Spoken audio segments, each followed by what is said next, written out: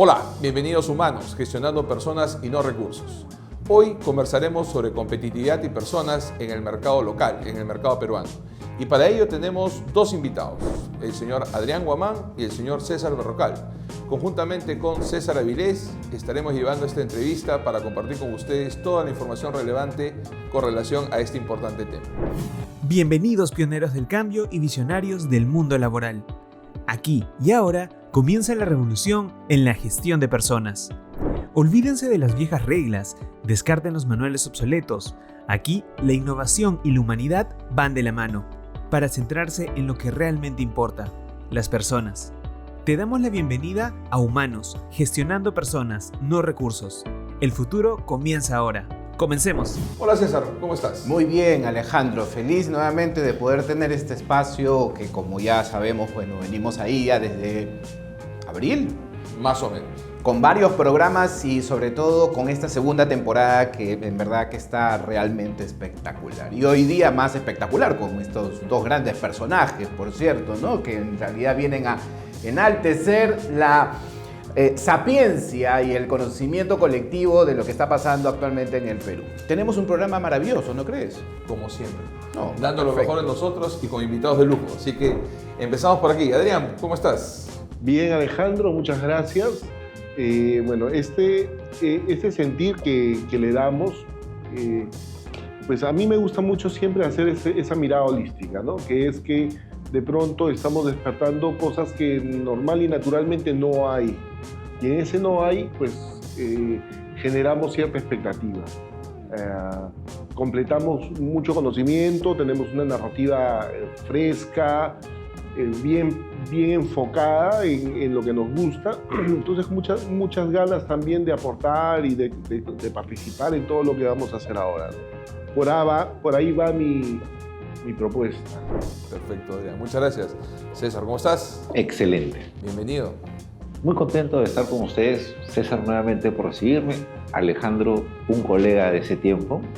Hemos tenido oportunidad de interactuar profesionalmente con Alejandro. Espectacular su gestión en su momento, que nos tocó vivir juntos. Muchas gracias. Y con César la semana pasada tuvimos una entrevista realmente sumamente fascinante. Ahora, hablamos de competitividad, yo me quedo con la idea de oportunidad, porque tenemos tanto por crecer en el país, pero hay de alguna manera limitantes que nos hemos puesto nosotros mismos, desde el gobierno hasta la academia. Y desde el gobierno, con un porcentaje limitativo de contratación que no tiene sentido, que no está en otras partes del mundo, con un 20% de límite de personal extranjero que puedes contratar en tu planilla, o 30% de la remuneración, cualquiera fuera que pase primero, y desde la academia, con una formación bastante tradicional y de los 80s, que no está preparado para un mundo post-COVID, un mundo en un entorno BANI, en el cual no hace sentido seguir haciendo educación bajo una lógica del siglo pasado. Yo creo que este programa nos va a ayudar a explorar diferentes temas aterrizados de lo que es gestión de personas y cómo en las empresas se puede apostar no solamente por pensar en que la educación tiene que ser en la academia, sino que puede ser en tus propias oficinas. No, sin duda, sin duda. Me hace pensar este inicio del programa, Alejandro, que habrán temas que muchas veces no se abordan desde la competitividad, ¿no? Porque yo digo, creo que si el sentido, que es casi como un capítulo 2, César, de lo que veníamos hablando en la sesión pasada, ¿no? Y cómo esto nos tiene que detonar a otros horizontes. Empecemos. ¿Qué te parece, Alejandro, si proponemos, dentro de este marco de la entrevista, hablar de lo que muchas veces no se habla? Porque podríamos hablarlo conceptualmente, pero hablemos desde la práctica. ¿Qué te parece? Porque yo creo que tanto César como Adrián tienen actualmente muchísima experiencia en competitividad que nos pueden narrar historias también que quizás le permita a la audiencia entenderlos de otra perspectiva. A ver, partiendo de la experiencia profesional y el acercamiento que tienen en la academia, básicamente, y por los roles que están actualmente, digamos, ejerciendo, parto desde la perspectiva de César, que dice algo muy cierto. Estamos desde un esquema formativo desactualizado para poder afrontar escenarios que son completamente distintos, ¿ok? Y en el medio te voy a poner un condimento más, brechas generacionales en la organización. Entonces tenemos una mezcla poco compleja, una masa difícil de manejar. Partamos por ahí. ¿Hacia dónde vamos? Estadísticamente, la generación millennial, los famosos Y, son el 50% de la pena actualmente. Y vamos enfocados en que la mayoría de los jefes gerentes de las organizaciones son X y no necesariamente están conversando adecuadamente con las personas que están conduciendo. Se tiene un concepto entre líneas poco diplomático, que es la generación de cristal. Y de alguna manera se piensa que las generaciones más modernas, más jóvenes, son menos resistentes al cambio, cuando son los que más cambio han enfrentado, cuando son los que eventualmente les cambiaron las reglas de juego con una COVID, con una globalización que de alguna manera puso en el mejor contexto escenarios cambiantes y demostraron que son de alguna manera profesionales que pueden enfrentar muchos cambios que nosotros no. Entonces, claro, es bastante, de alguna manera, injusto, si lo queremos llamar así, el estar pensando que las generaciones más jóvenes no son como nosotros, porque no lo son, y de que son menos competitivos, porque deberíamos estar mirando hacia ellos qué están haciendo ellos que nosotros no estamos haciendo. El tema generacional es fascinante porque en la academia hay mucho de, y ahí me robo tu concepto, Adrián, del alter ego, de que porque soy doctor, porque tengo 40 años de servicio, necesariamente soy mejor que tú. Cuando en la práctica eso no es. Me acuerdo que en la entrevista pasada, César, quedó un refrán que lo he repetido toda esta semana: más edad, menos oportunidad, ¿no? Y creo que hoy planteamos el lado opuesto, ¿no? Adrián, complementando lo que dice César, ¿será cierto que las brechas generacionales por más edad, como lo decía el refrán, se sentencia desde ahí como una realidad o no? Sí y no. O sea, sí es cierto. Sin embargo, las estructuras que tenemos nos mantienen en un límite, ¿no? O sea, el continente está demasiado delimitado y el contenido en ese continente con las justas llega a los límites. ¿Por qué razón? Porque nosotros estamos básicamente al margen de todos estos rollos de ego y de alter ego que hemos estado conversando. Estamos nosotros ya configurados a tener un límite de crecimiento, ¿vale? Y eso tiene que ver con las carreras STEM. Las carreras STEM son carreras que básicamente se mueven en el estudio de la ciencia, tecnología, ingeniería y matemática. ¿Qué pasa? En Perú, la universidad que más STEM produce es la UNI. Produce 1000 STEM al año. Y las carreras de pronto de no STEM, como pueden ser la abogacía, claro, la psicología. O sea, yo no estoy subestimando a nadie que estudie eso, pero ¿de dónde, en esa mirada holística que siempre le damos, de dónde salen los mayores PBIs? Salen de los STEM. En China, por cada 700 ingenieros hay 4 abogados. ¿Me siguen? Entonces, increíble. Por más que nosotros querremos generarle pues, el famoso Perú país, potencia mundial, eso nunca va a ser cierto en términos de 20 o 30 años si no cambiamos esa política de implementar y generar, ¿vale?, más STEM. ¿Por qué? Porque los STEM, o tener carreras cruzadas. Yo, cuando enseñaba en la Universidad de Lima, tenía una alemana que estudiaba ingeniería industrial y al mismo tiempo estudiaba abogacía y al mismo tiempo tenía 3 carreras así cruzadas. Qué increíble, ¿no? Estudiaba exportación. Entonces, ¿qué es lo que tenemos que hacer? Tenemos que darle mucha flexibilidad a las carreras, permitir que nuestros jóvenes se coman el mundo, pero darle las estructuras necesarias para que lo hagan. Permitir que las carreras puedan insertarse. Ahora, y otra vez caemos al por qué no sucede eso. Y es que nosotros, los X, y disculpen si esto suena como perorata, en ese ego que hemos sabido ganar y que nos ha traído mucho beneficio, pues ya no nos sirve para lo que sigue. Claro. Y lo que sigue es cortar el ego, ¿vale? Hacer que esos departamentos académicos permitan que existan otras formas de existencia, las carreras duales, por ejemplo, Claro. alemanas, ¿no? Donde en la educación dual se permiten todo este tipo de cruces, puedan generarse otras formas para los jóvenes. Porque en buena cuenta lo que nosotros vamos a hacer es dejar la pelota en la puerta del arco, y es lo que le toca a cada generación que se va. O sea, en 15, 20 años nosotros vamos a decir, tenemos que seguir cosechando, pero en la posibilidad que nos toque.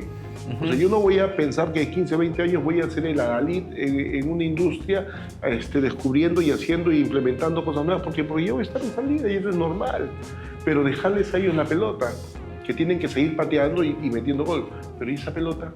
Y otra vez se viene el ego, ¿no? Claro, vino una brecha educativa también interesante entre lo que vivíamos hace unos años y lo que debería, como dicen Adrián, ¿no? Lo que nos tocaría hacer, que no sabemos hasta ahora qué tan posible sea. De hecho, estaba leyendo una estadística hace unos días que hablaba sobre la distribución de la población estudiantil en el Perú a nivel de universidades. Y el ranking en la parte superior lo tiene Ciencias Administrativas y de ahí seguidos Derecho, Abogacía.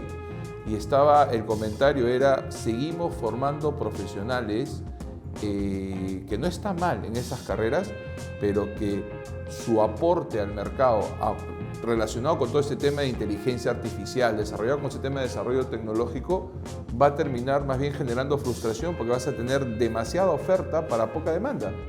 Cuando las otras carreras que deberían ser las que nos sirven, como tú bien has dicho, la CETEM, no están siendo construidas correctamente. Y después venimos otro tema atrás, ¿no? Tenemos un sistema de licenciamiento débil con un marco regulatorio que lo que está haciendo ahora es más bien premiar la informalidad, ¿sí? Premiar el conformismo y no ver cómo desde las aulas construimos una visión distinta de potencial humano que permita ayudar al Perú a avanzar. Sí, señor, ¿vale? Y desde este programa, espero que no lo edites, pero apostar porque de pronto los licenciamientos o las licenciaturas o las ingenierías salgan ya de las universidades y entren a los colegios profesionales. Porque tenemos al gato y al ratón en la misma casa, ¿vale? Y es la única manera de vencer este licenciamiento automático que se han lanzado las universidades a tener. Muy bien, licenciense automáticamente, pero que la habilidad profesional te la den los colegios profesionales y creamos dialéctica. Necesitamos esa dialéctica para generar la mejora, si no, la mejora no va a aparecer, pues, ¿no? No sé, ¿cómo lo ves tú? ¿Cómo lo ven ustedes? A mí me parece interesante porque hablas de una pelota de que, de hecho, si la mantenemos en el tiempo sería algo muy parecido al actual, pero lo que está pasando en otras partes del mundo es que esa pelota cambió. Estudios en España denotan de que los alumnos ya no quieren carreras universitarias de 5 o 4 años, les parece una eternidad. Ellos quieren carreras de 2 años. Entonces, ¿qué es lo de que profesores que nos han visitado en la Universidad de Lima, justo en una conferencia, nos decían? De que precisamente la forma tradicional de concebir las carreras en Europa van a cambiar en los siguientes años. Y no nos olvidemos que lo que pasa afuera pasa en el Perú en el mediano y corto plazo. Entonces, si tenemos la idea de que la ingeniería y las ciencias duras de alguna manera son el futuro, en buena hora. Que pasen a colegios profesionales me parece ideal, porque de alguna manera evitas ese tipo de licenciamiento automático que es bien peligroso para el país, pero también lo tienes que hacer con, de alguna manera, la previsión de no mantener lo mismo, porque si vas a pasar la idea al colegio profesional, que haga exactamente lo mismo que la universidad está haciendo, no está siendo realista con que el mundo está cambiando. ¿Qué tan viable será que eso pase en el corto plazo, considerando de que hoy tenemos una estructura educativa bastante antigua, ¿no? Sí. Es increíble cómo todavía estamos viviendo estos sesgos cognitivos educacionales que no permiten a la gente incluso hasta ni querer estudiar, porque hoy en día un chico de 19, 20 años, pregúntale si quiere estudiar una carrera de 5 más un par de años de una maestría, o sea, invertir 10 años educándote ¿para qué? Diríamos yo, de esa perspectiva. Ahí hay un punto que creo que no hay que dejarlo también pasar, porque si queremos ser un país competitivo, creo que tendríamos que ver la base educacional como un elemento importante de que si está transicionando o no.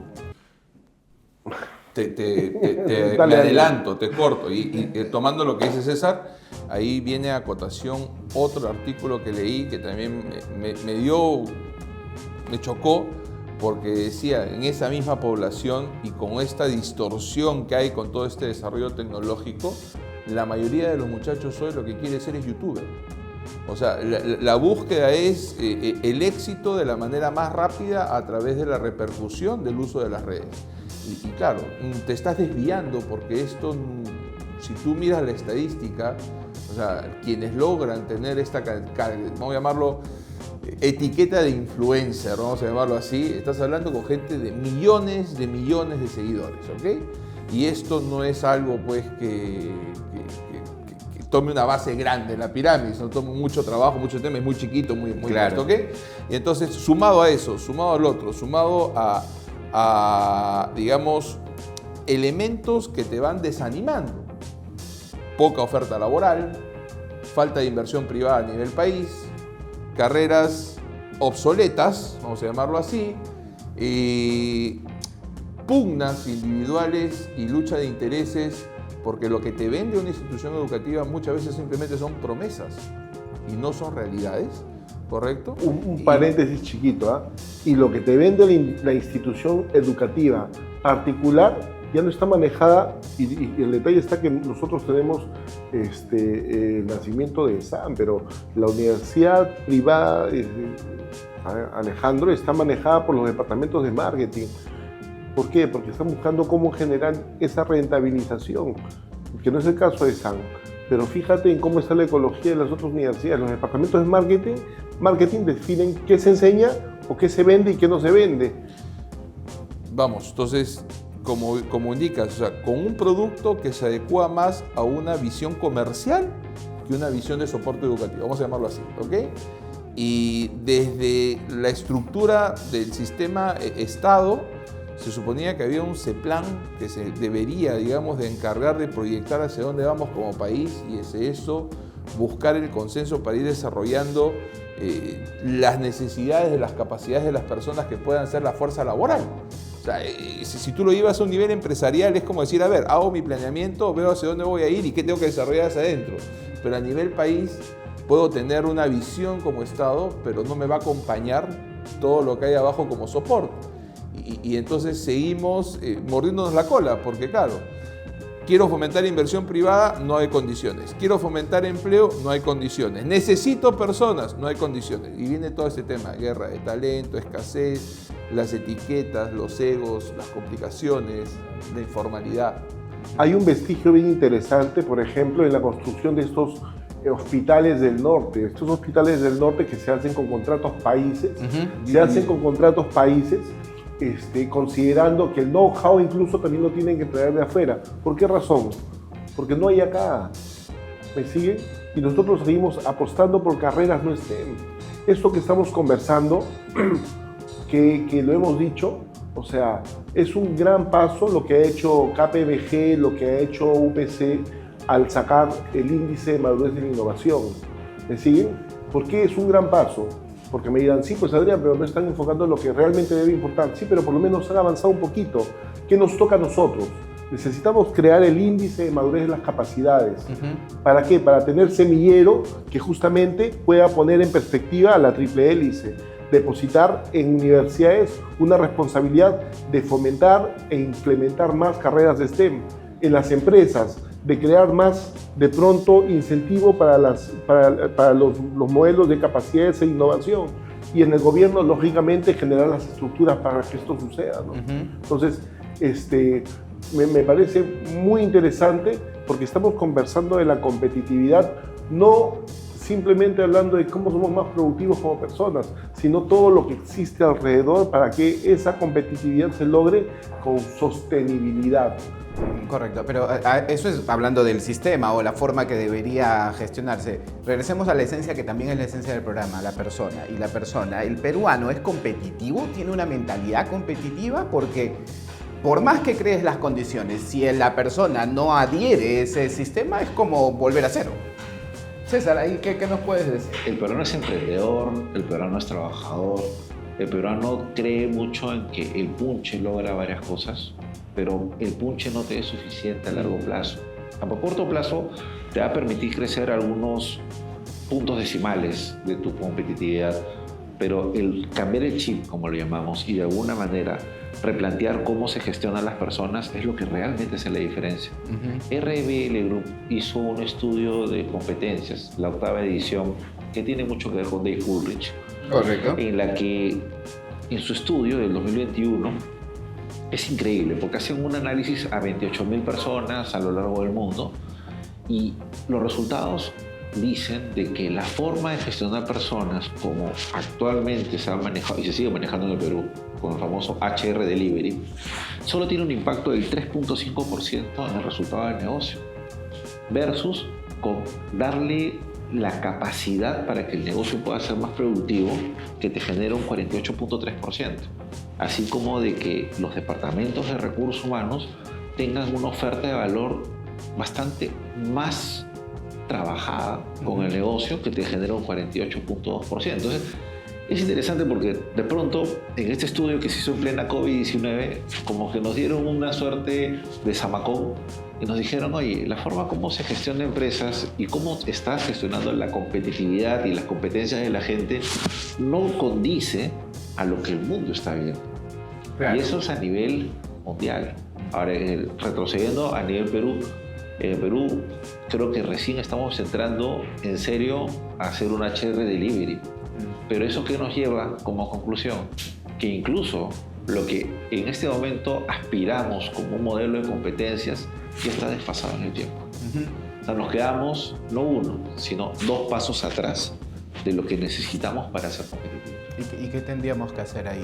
Es que hay algo bien interesante, ¿vale? Porque el modelo de competencias, que bien tuvo cierto auge, nació en Europa, pero tuvo cierto auge con Alex, con Marta Alex, ¿vale? Es un modelo que tiene que reconfigurarse porque las competencias implican a reforzar simplemente el ego nuevamente, esos formatos del ego de la competitividad individual. Lo que nosotros necesitamos es formar al ciudadano organizacional en términos de esfuerzos para que sea parte del sistema, ¿vale? Porque si seguimos nosotros fomentando el individualismo, vamos a seguir cayendo en la misma brecha que hemos tenido y tenemos como tara, ¿no? Que está muy bien lo que dice César.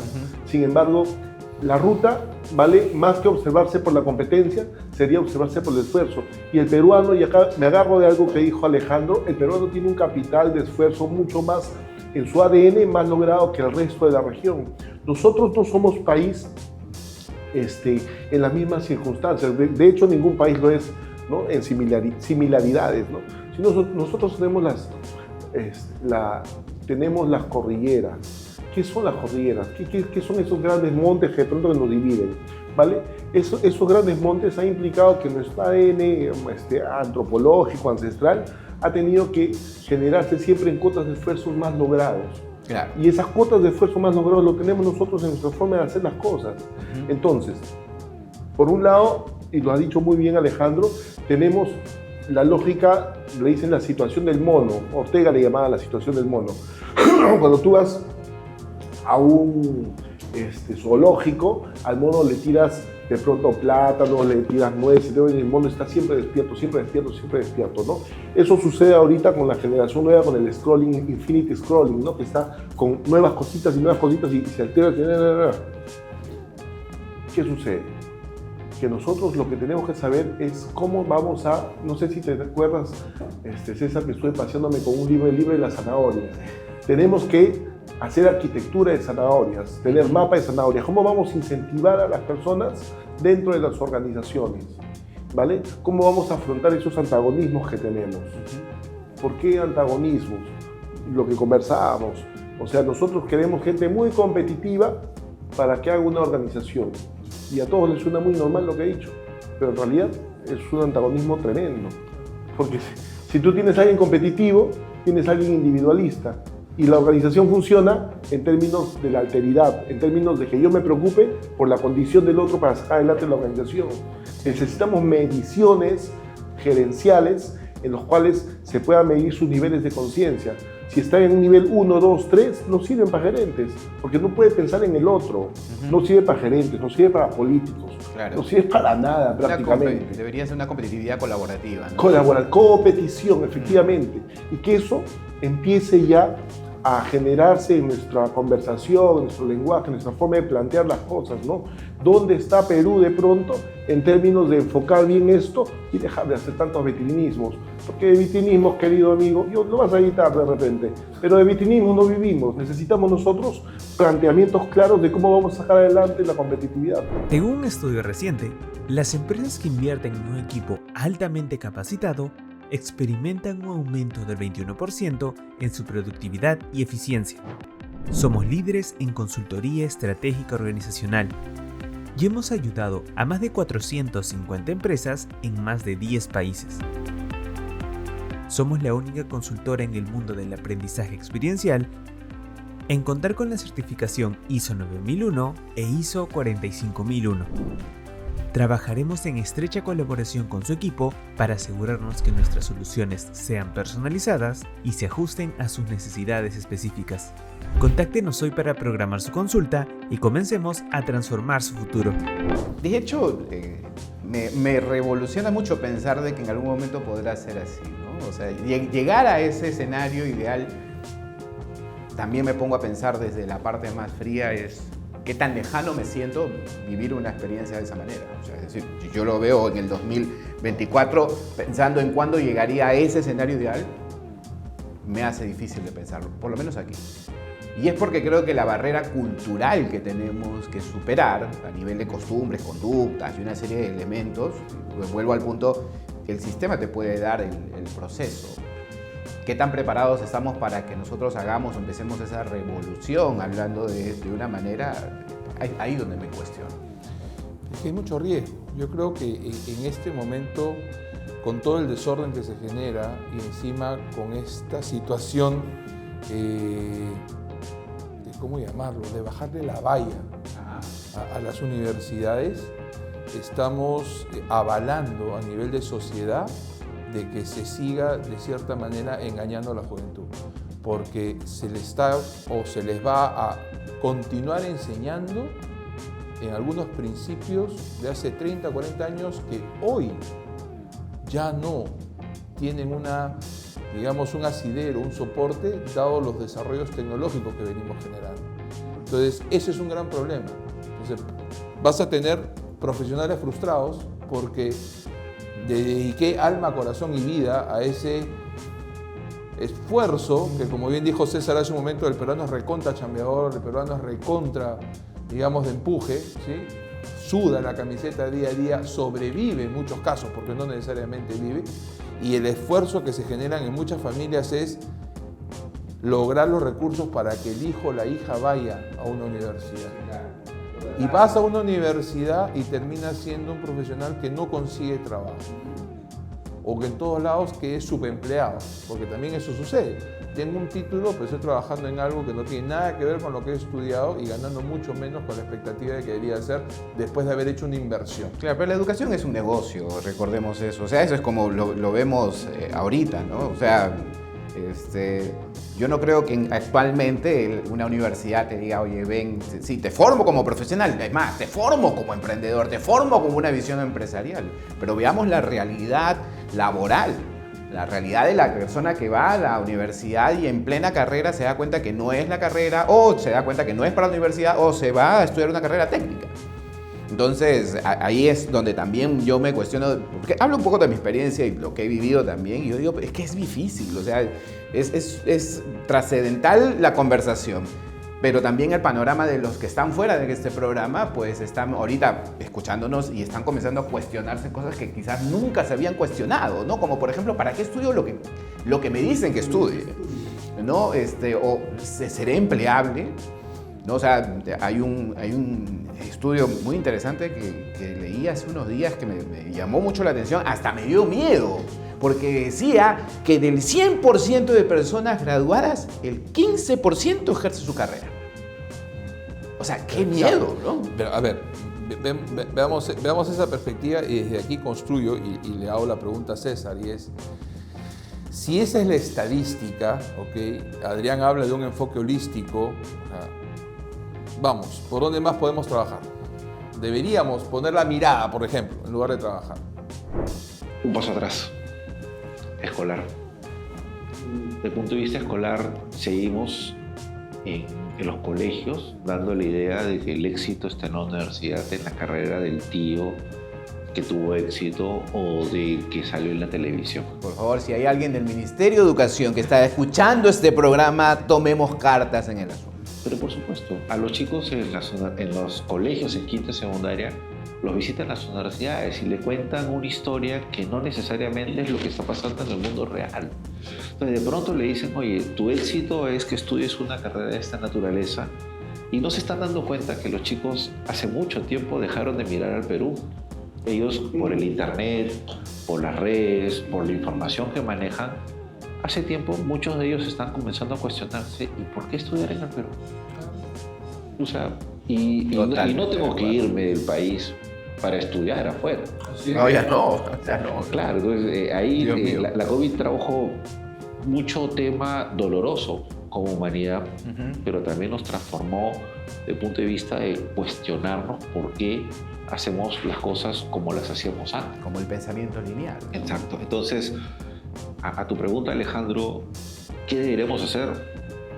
De alguna manera, ministerio, sociedad, replantear los modelos de cómo venimos haciendo las cosas, incluso retroceder el paso colegial, escolar, porque es ahí donde podemos eventualmente tener un impacto mucho más significativo. A mí me pasaba en título personal enseñar en pregrado, y cuando tú enseñas en pregrado es una experiencia maravillosa porque tienes la oportunidad de abrirle los ojos a los chicos y darles unas herramientas desde la práctica de que eventualmente les sirve para la vida. Claro. Me he cruzado con muchos alumnos que han sido estudiantes de pregrado años después y con una vida totalmente diferente, y me dicen, profesor, gracias. Lo que me dijo en ese momento me alteró, me complicó, pero me hizo ver que la línea en la que estaba yendo no era la adecuada. ¿Cuánto hay mucho por hacer? Y también desde la casa, porque le damos toda la responsabilidad a la academia, al trabajo, y los padres que están haciendo a nivel casa. Sí, claro. Ahí déjame meter mi cuchara, ¿vale? En Grecia hubo una guerra o un estado de crisis que se sostuvo, se detuvo por una huelga de mujeres. Pues sí, fue la huelga de piernas cerradas. Y esto está en la literatura griega. No vamos a caer en ello solamente por el lado sexual, sino por el lado en realidad más potente que existe en las familias. Claro. Hace unos días estuve en la presentación del libro de Francisco Miró Quesada. Correcto. Y él, en todo su planteamiento de política, de ciencia política para la libertad, ¿no? Es un planteamiento, ciencia política de la liberación se llama el libro. ¿Cuál es el planteamiento que él tiene? Principalmente, ¿no? Que la propuesta de cambio es muy íntegra. Ese retroceso, es muy íntegra en términos de que estamos acostumbrados a un formato de estructuras como lo tenemos. Pero ese formato de estructuras tiene que cambiar, y tiene que cambiar desde la casa, no solamente mirando a la familia en términos bien simétricos, ¿no? Es mirando a la mujer, a la mamá. Y eso nos lo ha hecho descubrir el COVID. ¿Me sigues? Él planteaba, por ejemplo, acerca de la renta universal. Y en algún momento algo así se dijo, no sé si ahí o lo comentamos, César, pero que de pronto esos planteamientos tienen que ver con cómo nosotros podemos crearles condiciones a las familias y a quién se le tendría que obrar, y es a las madres. Correcto. Las madres son capaces de mover niños. Sí, totalmente. No solamente por ese amor que nos desborde, sino, claro. a ver, dile no a tu mamá. Sí, no, ejemplo, ¿Vale? Me estás diciendo, mamá, y se me viene a la imagen una sandalia. Una sandalia, viejo, que esos contratos de universidad, que esos contratos de trabajo, viejo, sean secundados por las madres. No, y de hecho, y mucho amor también, porque la educación de la madre viene del amor. Concluyamos porque el tiempo, en verdad, que ha sido espectacular todo esto. Me quedo con un montón de cosas ahorita. Hagamos un momento para hacer un cierre de cómo lo llevamos a conclusiones, porque el que nos está escuchando ahorita en estos momentos está comenzando a pensar, oye, sí, pues es verdad, o sea, me cuestiono la parte de que si debo estudiar un joven, la persona que es adulta pensando en cómo hacer de manera diferente, los que manejan el sistema o que van a hacer algún tipo de cambio, o incluso de nuestro rol, ¿ah? Porque nuestro rol también al ser educadores podemos hacer el cambio en lo que hacemos. Adrián, si tuviéramos que concluir con una idea fuerza, porque hablamos de competitividad y personas, basadas en este maravilloso espacio humanos, gestionando personas, no recursos, y haciéndole también una oda importante a la que la persona para nosotros es el centro. Pero me pongo a pensar en cómo lo podríamos concluir desde la mirada más humanista posible. La mirada más humanista posible entra en el ego, ¿no? Cambiar el formato del ego al alter ego, a la alteridad. Empezar a mirar la vida en la condición del otro. Y eso de ahí, generarlo ya no solamente en ideas, sino en estructuras, ¿no? En evaluaciones de ingreso al trabajo, o sea, lo que hemos conversado, disculpa si redundo, ¿no? Empezar a filtrar no solamente por competencias, sino qué tanta predisposición tenga una persona que quiere ser gerente con individualismos. Para que es una gerencia individualista, ¿me sigues? Es la gerencia de la humildad. Alguien que no sabe ser humilde, ¿para qué agarra una gerencia? Totalmente, totalmente. Y como para ir redondeando también, Dale. creo que competitividad personas-país, yo creo que, como bien dijeron, es un enfoque holístico, es un enfoque en el cual tiene que juntarse academia, sociedad, gobierno, Estado en general, y en conjunto analizar hacia dónde queremos ir y hacia adentro mirar claramente qué tenemos, qué nos falta, pero desde una visión de soporte colectivo, no de una visión de negocio individualista. Creo que ese sería un tema muy importante. Y como bien dices, para quienes nos escuchan y los muchachos que están estudiando hoy o están por escoger una carrera, pensar no solamente si seré empleable hoy, sino si seré empleable de acá a 5 años, conforme está desarrollándose todo el tema de la tecnología. César. Me quedé pensando en un tema de cultura, porque qué importante es cambiar modelos mentales en los que te dicen, oye, tu trabajo es bueno, pero tiene estas áreas de mejora, y lo solemos ver como una suerte de ofensa, de cuestionamiento de lo que somos, y no pensamos en lo básico, que no están cuestionando de ti como persona, están cuestionando tu trabajo. Esa falta de capacidad del autoanálisis, autocrítica, lo podemos ver desde el punto de vista de que tenemos modelos estáticos incluso en el Perú. En el Perú tenemos presidentes regionales. Lo lógico es que existan regiones, pero no hay regiones, hay departamentos. Claro. Y como sociedad lo hemos convalidado. Nadie cuestiona abiertamente, oye, ¿cómo voy a tener un presidente regional si no tengo regiones, tengo departamentos?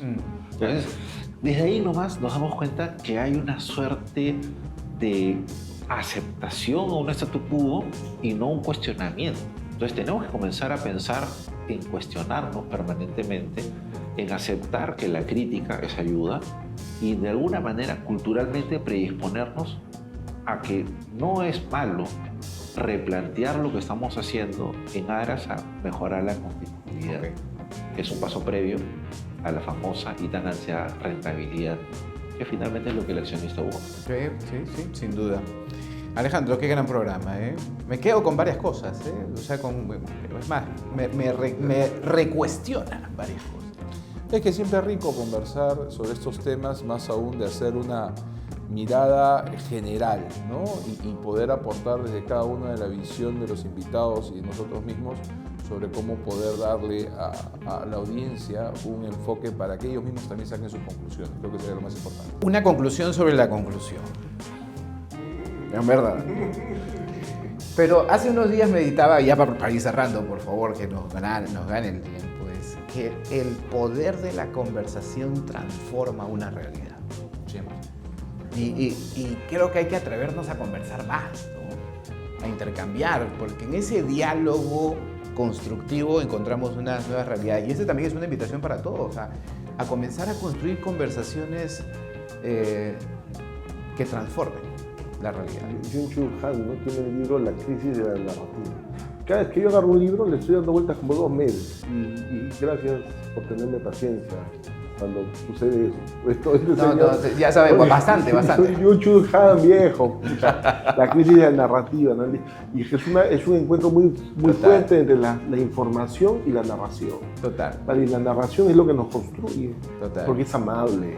O sea, si yo vengo Sin acá duda. a decirte tú dices, "Ya no quiero", pero si yo esa narración esa información te la convierto en narración amable, más de todo lo que hemos conversado, ¿no? De Ortega con su situación de los monos, de los STEMI, o sea, tiene toda una forma que dices, oye, eso me convence. Sí, La claro. narrativa es la que enamora. Totalmente.